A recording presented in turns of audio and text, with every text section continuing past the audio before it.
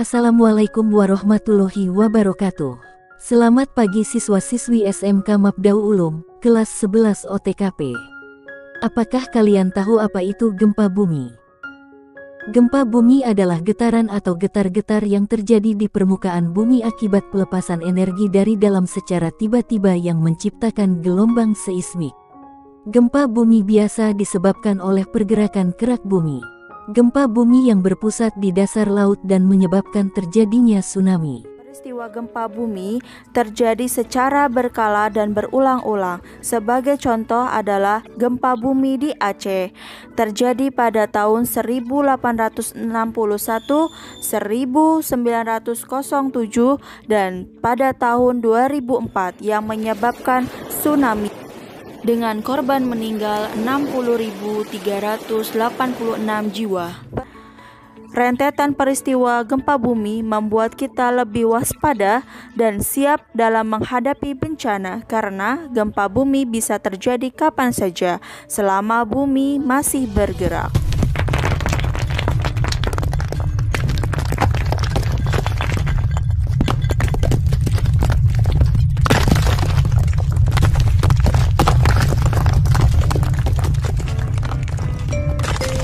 Sudah tahukah kenapa terjadi gempa bumi?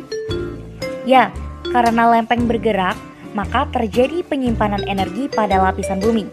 Dan saat tidak kuat, maka energi terlepas dan terjadilah gempa bumi. Ya. Gempa bumi berdasarkan penyebab.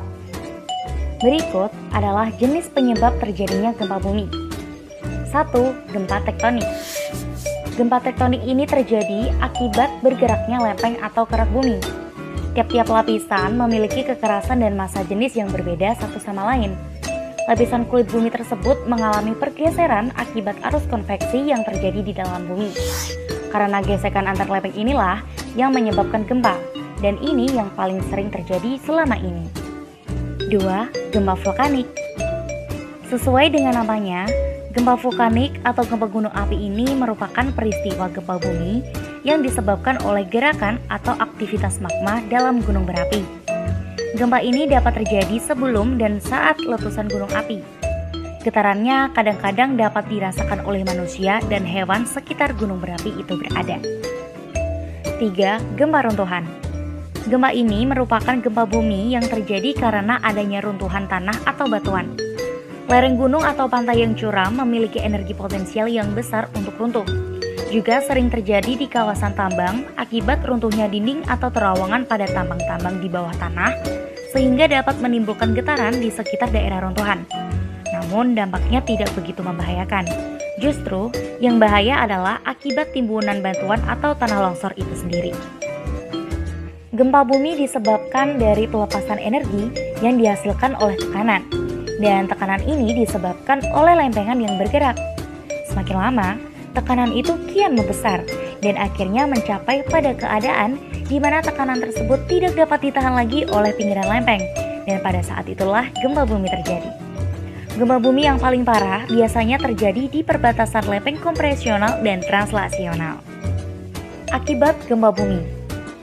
Berikut adalah dampak terjadinya gempa bumi. 1. Longsor. Gempa bumi dapat mengakibatkan terjadinya getaran atau goncangan di permukaan bumi yang bisa menyebabkan bencana lain. Dan getaran tersebut juga bisa mengakibatkan tanah dan batuan keluar dan menyebabkan tanah longsor. 2. Tsunami.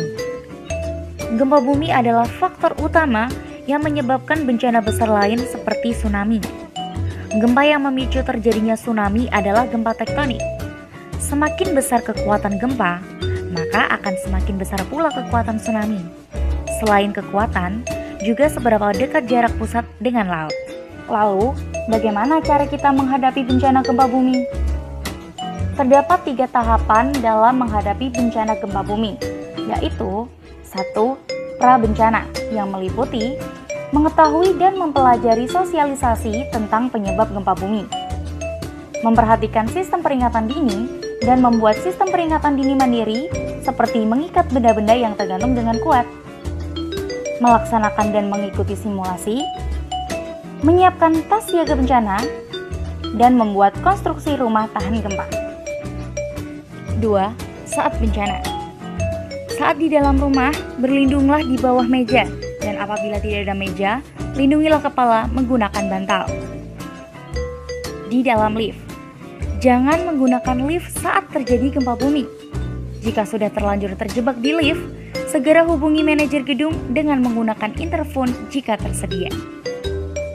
Saat kamu di sekolah dan ketika gempa bumi sudah mereda, segera keluarlah secara berurutan dan carilah tempat yang lapang.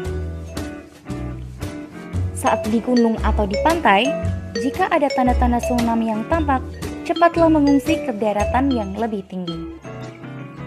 Saat kamu berada di luar rumah, jangan panik dan hindari bahaya dari reruntuhan gedung ataupun papan reklame dan ikuti semua petunjuk dari petugas atau satpam.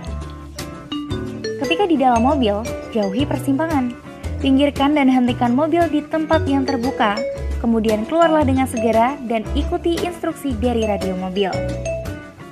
Saat di kereta api, peganglah erat pada tiang atau kursi kereta sehingga tidak akan terjatuh seandainya kereta berhenti secara mendadak. Baik anak-anak, itu dia pembahasan seputar tentang fenomena alam berupa gempa bumi. Semoga kalian dapat memahaminya. Wassalamualaikum warahmatullahi wabarakatuh.